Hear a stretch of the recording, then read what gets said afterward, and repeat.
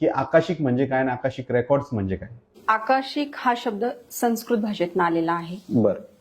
जो आकाश किंवा अवकाश आपण ज्याला म्हणतो, ती जी पोकळी आहे, त्या पोकळीमध्ये जे काही साठलेलं आहे ज्ञान, अंतर्ज्ञान, त्याला आपण रेकॉर्ड्स म्हणतो. बर.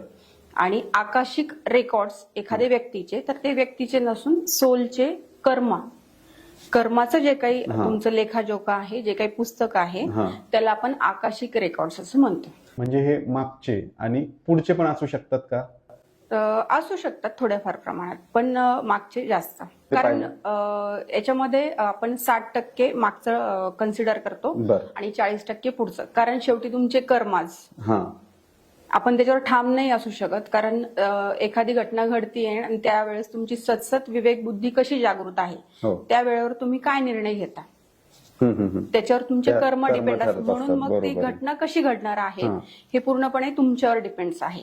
पण जे काही मागचं घडलेलं आहे ते आपण पूर्णपणे सांगू शकतो ठामपणे.